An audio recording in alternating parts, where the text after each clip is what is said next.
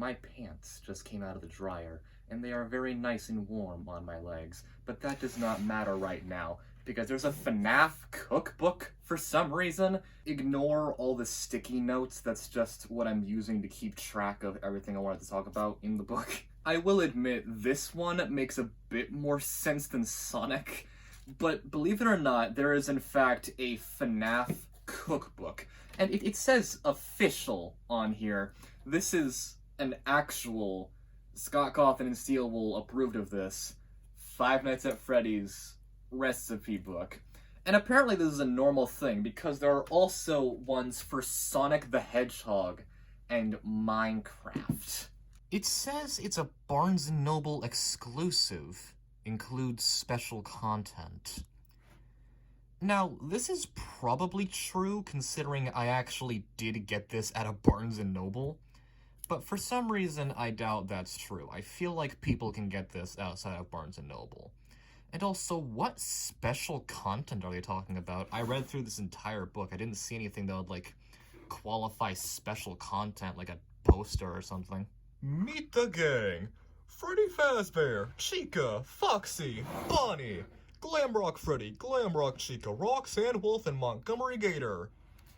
And that's it. And then there's a table of contents. I find this to be incredibly strange because, first off, this book is supposed to take place in the Pizzaplex era, I believe. So why would they put so much focus on the classic characters just as much as the Glamrock characters? That's not really a problem. My problem is that there are far more characters featured in this book than the 8 listed here, like Lefty and Circus Baby, just to name a few. Foxy's Fruity Cove Cooler.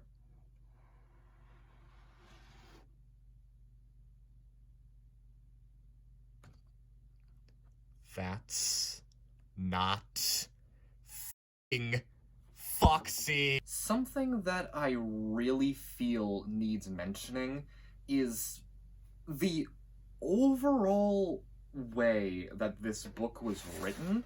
I believe the term is execution, the overall execution of this book's, like, writing. But I think that might be wrong because execution also means death penalty. Is there a word for it that I'm not getting? Execution. The execution of the book's writing. No, I think that's it. It's almost as if the book can't decide what it is in terms of, like, what it is in universe. Because one moment it's an employee handbook, almost, for a new employee at the Pizzaplex. At other moments, it's just a casual merchandise cookbook that's been sold by Fazbear Entertainment, and at other times it's, I have to assume Gregory, but it may not be Gregory, trying to warn you not to go to the Pizzaplex.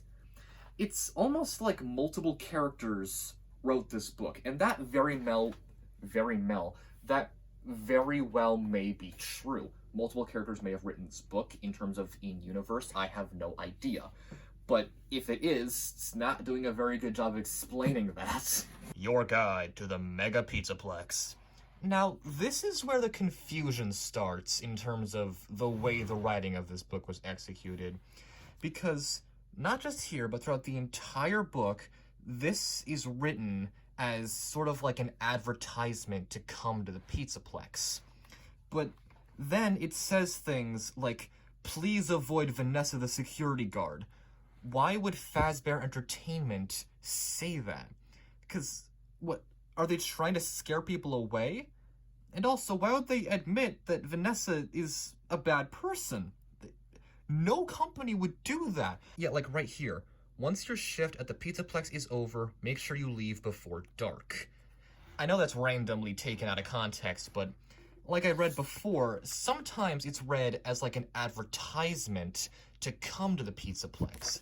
And at other times, it's written as if you're a new employee at the Pizzaplex. And it just randomly switches between the two. And then there's this. There are clippings like this all over the book, and it's implied to be left behind by Gregory, because there are things that are written in a way that only he would say them or only he would know about, but that's also quite weird considering he's mentioned here. But it's just strange that stuff like this would be included in a recipe book.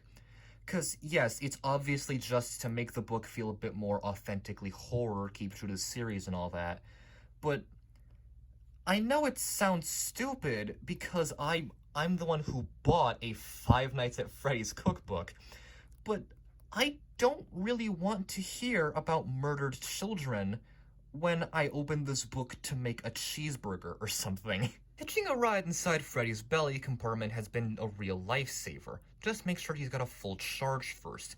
That right there, that's basically what I'm reading as confirmation that these little notes that are being left are written by Gregory.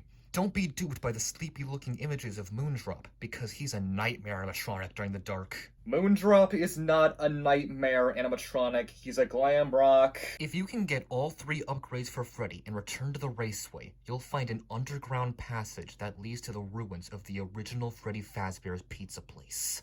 Okay, first off, that's a massive spoiler for the end of the freaking game.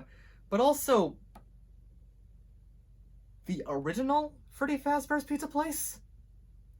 I thought it was the location from FNaF 6. Wouldn't the original one be wouldn't the original one be the location that the Wizards are from? Is it? Did Henry reuse the Wizard location for FNaF 6? Is that major lore that the book just explained to me right now? What is happening? Now, when it comes to Sonic the Hedgehog, yes, there's some dark parts, but it's primarily, as much as I regret saying this, a kids franchise in all intents and purposes. So it's primarily going to be kid-friendly with its contents. And while FNaF is, I guess, meant for kids, it's more towards teens, but kids love FNaF, admit it. It is a horror series. A very dark horror series at that. And honestly, I feel like the horror of FNaF just doesn't mix well with the cutesy cartoon stuff that they're trying to play off as a cookbook. Look, this is what I mean about the horror doesn't mix well with a cookbook. This does not make me want to eat this burger. MatPat, the legend, the FNaF master himself, actually made a video on this book, and I was expecting him to say good things about it, like he does with almost everything FNaF. But believe it or not, he actually agrees with me that this book isn't it's not necessarily bad, but just a bit weird. He said it was unfinished, but only because they didn't include all the characters like Music Man and Golden Freddy, William Afton. And I do agree, it is quite weird that Golden Freddy and William Afton are not in this book anywhere. But I wouldn't call the book unfinished, just very strangely executed. I think that is the word, executed. I'll correct myself in the editing if I'm wrong, but that just seems weird to say. Executed. Executed. All I can think of is the scene in Harry Potter when they kill a griffin. When I say that. Executed. Executed. I think I am using it correctly. I do believe that applies to the overall way it was written, the execution of the book, but it's almost like I'm saying I want to put on a black hood that masks my face and then take an axe to this book, which I don't. I don't want to do that. I don't. I can just look up what that means. Hold on. Hey, Siri, define execution.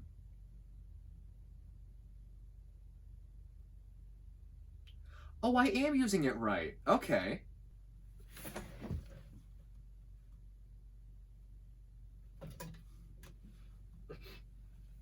Ow!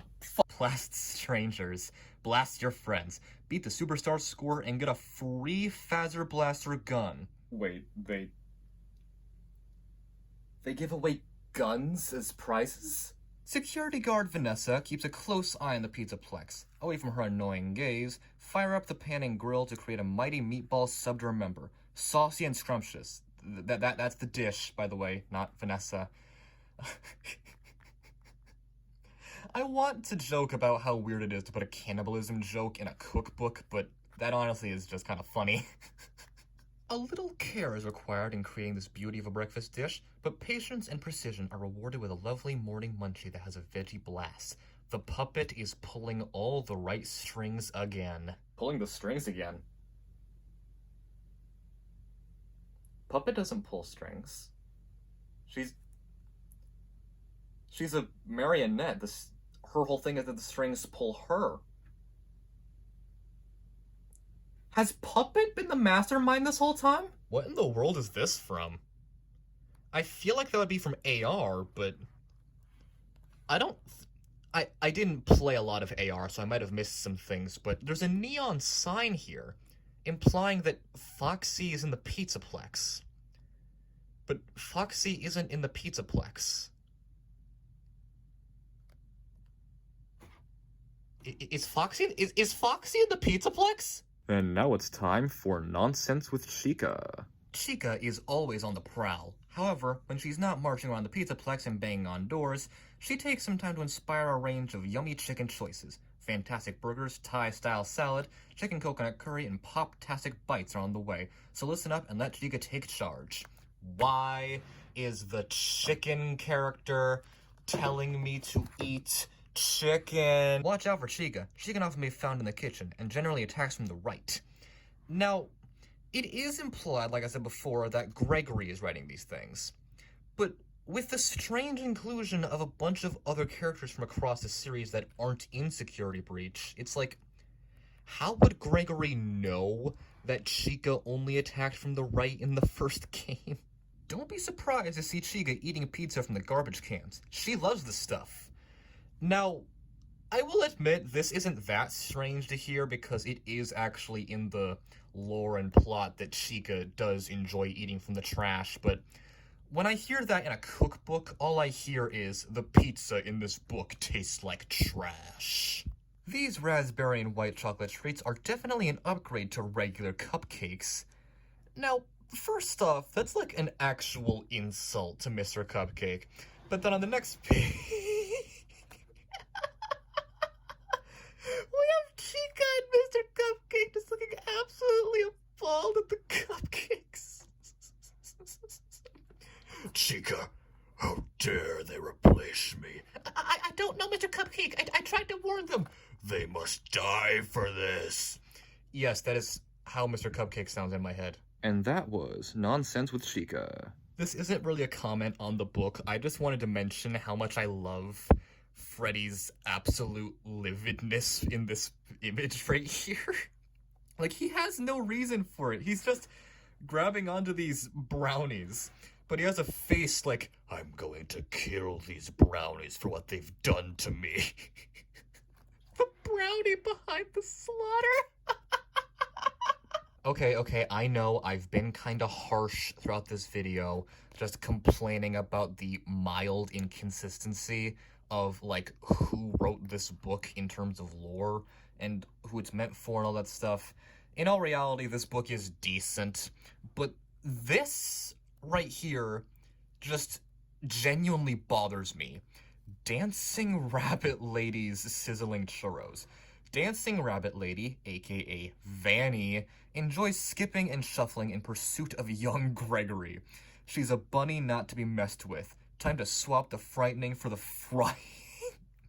Though with sizzling churros served with easy chocolate sauce. Vanny is basically the main antagonist of Security Breach if you exclude Burn Trap and Glitch Trap and all that stuff. So, regardless of this, if this is an advertisement or if this is like an employee thing for if someone's working at the Pizzaplex, or if Gregory wrote this, why would any of them write about Vanny? No, none of that. That would not be this is not good for Fazbear Entertainment's image, and if If it were Gregory writing this, I doubt he cares. And also, why would they call her Dancing Rabbit Lady and not Vanny? They call her Vanny here, but still. Basically, this overall thing just seems really, really weird with what they're trying to establish in this book. Okay, so in Five Nights at Freddy's Security Breach, there's a running gag that Fazbear Entertainment has a product called the Soda-Roni, which is a pepperoni-flavored soda. And I was genuinely almost excited that there would be an actual recipe on how to make that in this book, but I doubted it. But then I saw this, and I was like, oh my god, I'm so excited, I'm gonna make Soda-Roni for the video. But then it said this. Unlike retail cans of Soda-Roni, which have the strange taste of pepperoni, your homemade Soda-Roni in a tall glass is a flash of flavorsome fruitiness. Whatever fruit you pick to make it, you'll lap up the icy goodness of this simple but stylish slushie. It's a fruit smoothie that they're calling a pepperoni-flavored soda. I want my pepperoni-flavored soda, FNaF. Also, EST 1996. Excuse me, 86. Knowing FNaF, that definitely means something very important in terms of the lore, but what the hell does that mean? Oh, established 1986. Wait a second, is it saying that the Soda-Roni, the pepperoni-flavored soda, was made a year after the missing children's incident? I don't remember where it's established, but I'm pretty sure it's established that the missing children's incident took place in 1985. So you're saying that a year after a bunch of kids went missing at their establishment, they thought, let's make a pepperoni-flavored soda. One final thing, I find this to be very odd. There's nothing wrong with it, it's just weird. We end on Monty's mouth-watering, sorry, I couldn't read that for a sec. Monty's mouth-watering melon meltdown. Then we go to the table, to the index, not table of contents, index, which implies that the book has ended. But then we get come back real soon, which is I assume this is a cute ending. But then we get an image of jelly donuts, and then it just gives us one final recipe of jelly donuts that's for some reason hidden at the end of the index. And I would like to mention, this page is much freaking thicker than the rest of the pages in this book. It genuinely feels like there's like 5 pages stacked up in one right here, but I can't claw it apart if I tried. I think it's cardstock or something, but it's one page. And it's just hidden at the end of the book, after the index. Why? Now, I know, I've basically spent this entire video doing nothing but just pointing out what I feel is wrong with the book. But honestly, I have to admit, I can't have any real opinions on this book without trying the food in the book. What's a recipe book review without trying the recipes?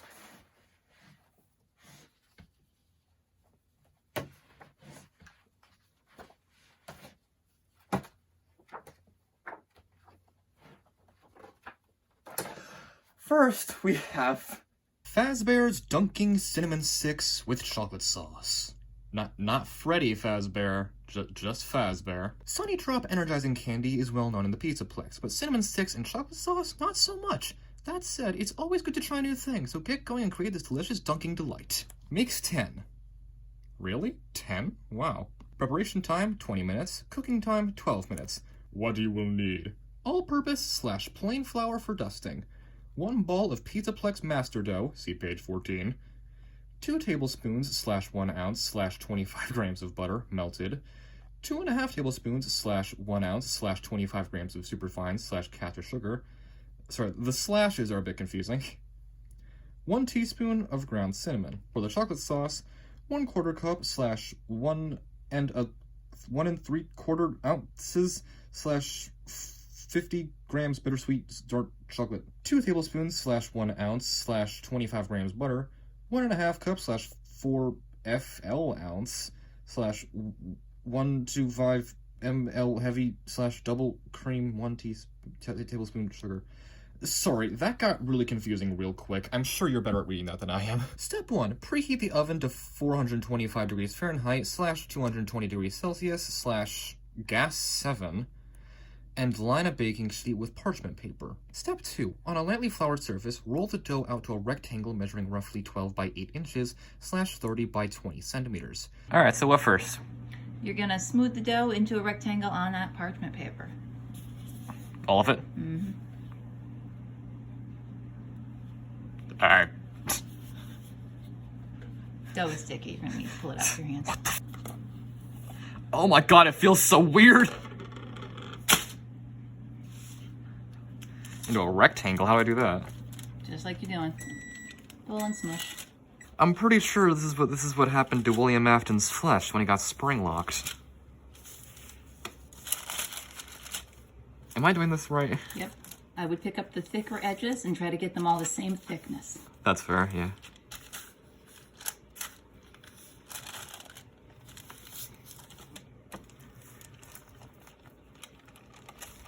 So sticky. When you are happy with as much as you've got to spread out, then cut it in half.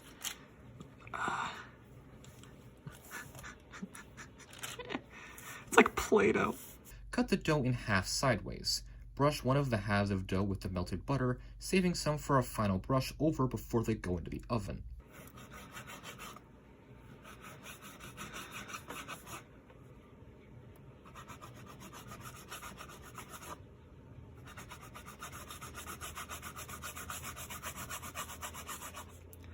Am I gonna rip through the parchment paper? Try not to.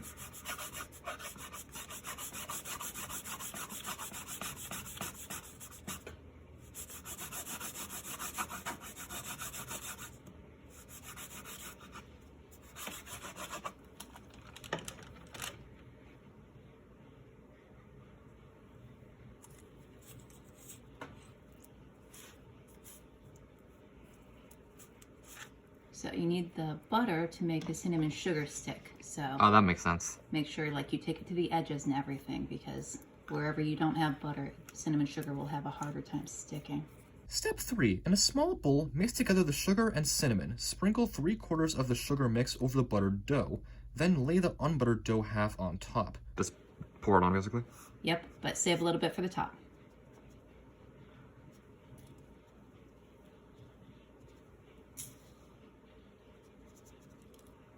And then when you are done and happy with as much cinnamon sugar that's on it, you put the left half onto the right half. Okay. Do I flip it or just pick it up and put it on? It doesn't matter. Your choice. Might be better to flip it, personally. Okay. Bam! Using a rolling pin, gently roll to press the two halves together. Cut the dough into 10 even strips, roughly 1 inch / 2.5 centimeters in thickness. Brush the tops of the strips with the remaining butter and sprinkle the remaining sugar on top. Now give it a nice good smush it all down. Oops.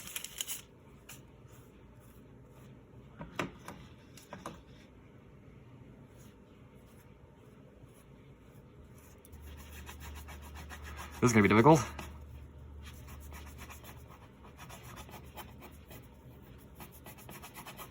Step 4. Holding a strip at one end, twist it a few times to form a spiral and place it onto the baking sheet. Repeat to make 10 sticks. Cook for about 10 to 12 minutes until golden. Yeah,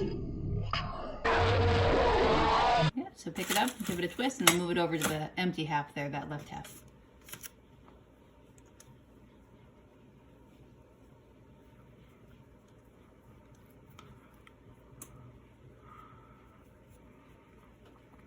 Just like that, basically? Yep. There you go. Oh no. Oh no. It's falling apart. No.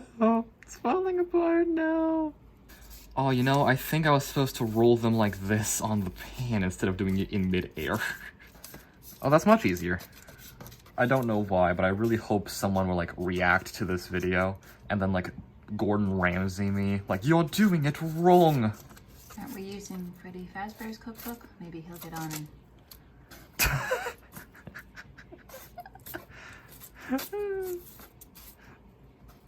Freddy Fazbear's cooking review, I love that. I think that's it. Okay, did you want to add that extra butter and sugar? Yeah, that's a good idea. Did we do this right? Oh, yeah.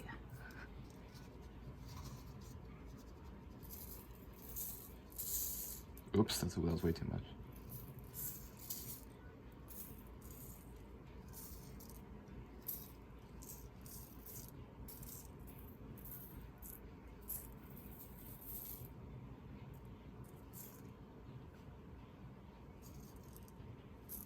Okay. Step 5. While the sticks are cooking, make the chocolate sauce. Place all the ingredients in a small saucepan and gently warm over a low heat, stirring every so often until you have a silky chocolate sauce. Step 6. Pour the chocolate sauce into a small bowl and serve with the sticks. I suppose I should also cover the recipe for the Pizzaplex master dough. Pizzaplex master dough! Getting your hands on things and poking stuff is highly recommended around the Pizzaplex, and that's what you need to do when making your dough. Master these essentials and your pizzas will be great every time. Plus, the sauce is just as easy as baiting an animatronic. Makes 4 pizza bases. Preparation time, 30 minutes. Resting time, 1 hour. You gotta let that pizza dough relax now. What you will need: generous 1.5 cups / 13 FL ounce / 375 ml lukewarm water. I apologize, I don't understand what all of this means, but I get the gist of it. 2¼ teaspoon / 1/4 ounce / 7 gram dried yeast, 1 teaspoon of sugar, 3 3/4 cups / 1 pound 2 ounce / 500 grams unbleached bread flour plus extra for dusting, 2/3 cup / 3.5 ounce / 100 gram fine semolina, 1 teaspoon salt, 4 tablespoon olive oil plus extra for greasing. I apologize if that sounded like I was confused, because I am. I don't cook that much. I'm trying to get more into it, so I don't understand what all of the abbreviations and symbols mean. I get the gist, though. This is a warning. The Pizzaplex is not all it seems. Don't get caught here at night. The animatronics are coming to life. Be careful out there. Thank you for letting me know before I make this pizza dough. Step 1. In a bowl, mix the warm water, yeast, and sugar together and leave to one side until foamy. Step 2. Combine the flour, semolina, and salt in a large mixing bowl. Make a well in the center and pour in the foaming yeast liquid and olive oil. Using the handle of a wooden spoon, bring the mixture together to form a dough. Step 3. Tip the dough onto a lightly floured surface and knead for about 10 minutes until the dough becomes smooth. Knead? I'm not a cat. Actually, I think I am. I am a cat. But yeah, I can do that. Brush the inside of a large bowl with olive oil and place the dough in it. Cover with a clean dish towel and leave in a warm place until doubled in size. About an hour should do the trick. Step 4. Why was that so high-pitched? Step 4. God, I hate puberty. Step 4. Tip the dough onto a lightly floured surface and roll into a log shape. Divide the dough into 4 even portions. Using a rolling pin, roll the dough out to about 12 inches in diameter and top with whatever you like. Cornmeal or fine semolina is great to stretch pizza dough. Freddy's top tips. There's nothing like making the dough by hand. Yes, it can be a little strenuous, but if you have a food mixer, you can let the machine do all the hard work for you. The dough can be stretched and then frozen to use at a later time, if you wish, or simply frozen as dough balls in plastic bags. Easy Pizzaplex sauce. Oh, excuse me. Easy Plex pizza sauce. This sauce will top at least 8 pizzas and can be frozen if you don't use all of it at once. 8 pizzas? Jesus. What you will need: 14 ounces / 400 grams can of chopped tomatoes, 2 tablespoon tomato paste / puree, 1 teaspoon dried oregano, a ½ teaspoon sugar, salt and fresh milled pepper to taste. Step 1. There's only one step.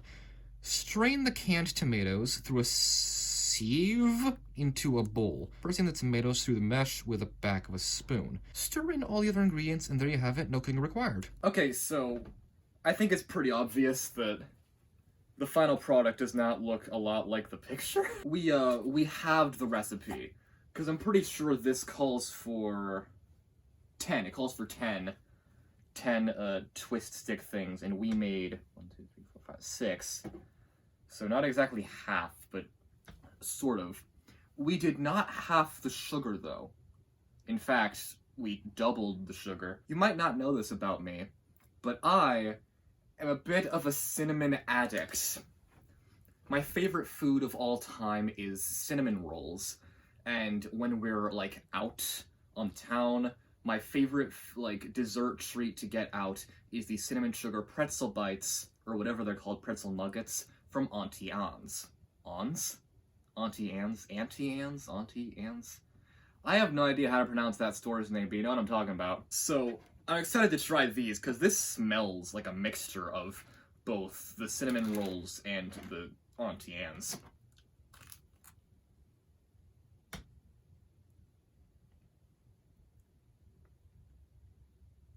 It's like a rock.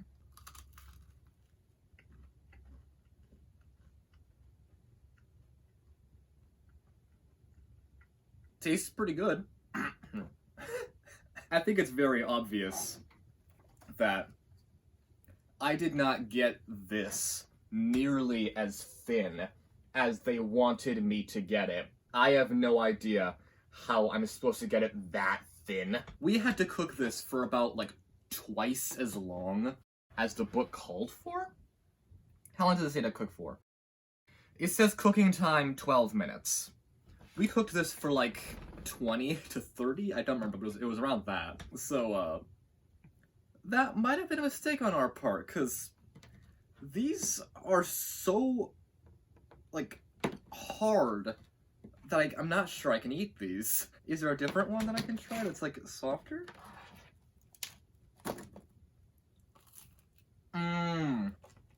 There we go. It's alright.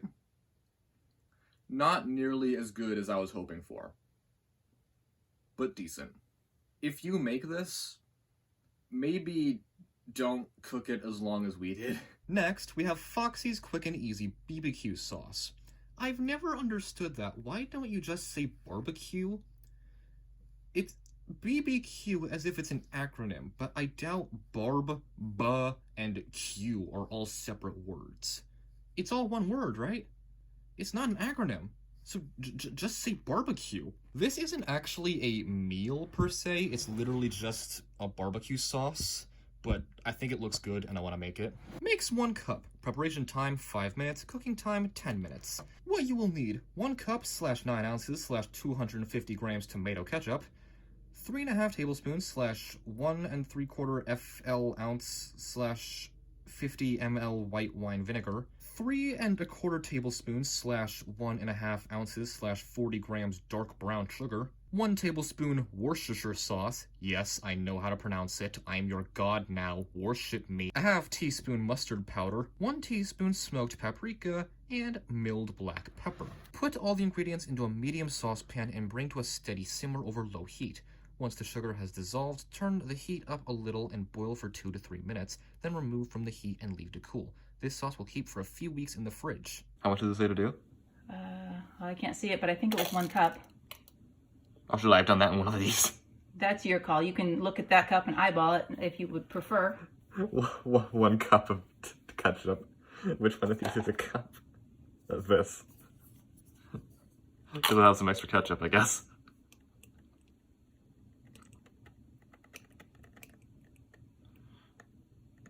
Really, this entire thing with ketchup? Well, they intend you to put it on like a 6-pound piece of pork. True. Or like 4 chicken nuggets. Looks like enough.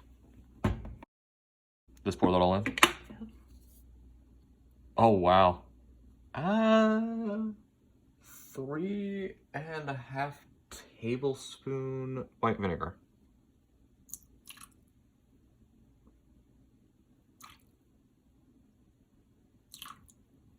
Okay, so it's just been explained to me that I was using the teaspoon one. Yeah, that makes more sense. The size was confusing me. I was like, why is the half bigger than the full one? It's a very heavy bottle of vinegar. 3 1/4 tablespoon brown sugar.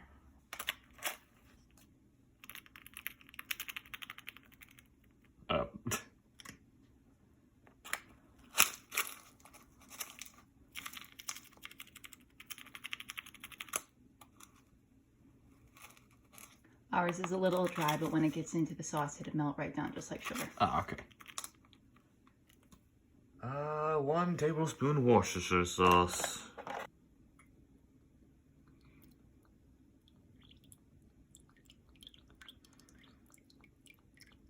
I always thought there was a meat in barbecue sauce because of the Worcestershire. I thought that was associated with meat.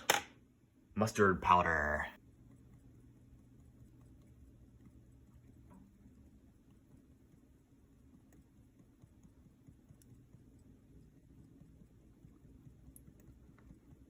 Why is this so difficult to come out? Brand new bottle. Fair enough. You know, so much got into the thing that I think this is enough. Oh, no, I agree with you. 1 teaspoon smoked paprika. Oh. And finally, just black pepper. No specific amount of black pepper.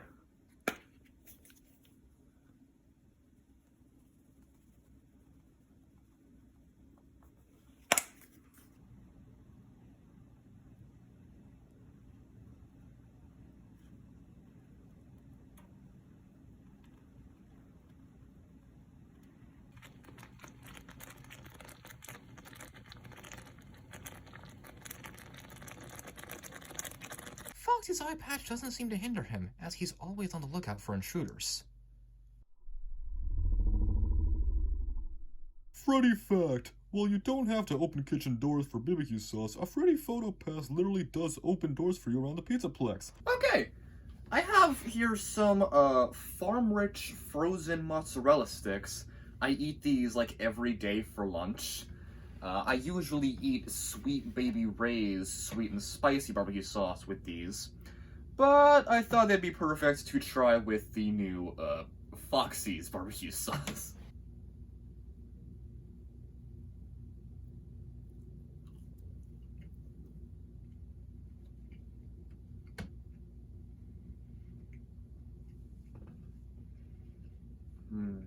It's a little bitter, but it's really good. I will not deny, this is really good barbecue sauce. I think I may have actually mentioned this before in the Sonic cookbook video, I don't remember.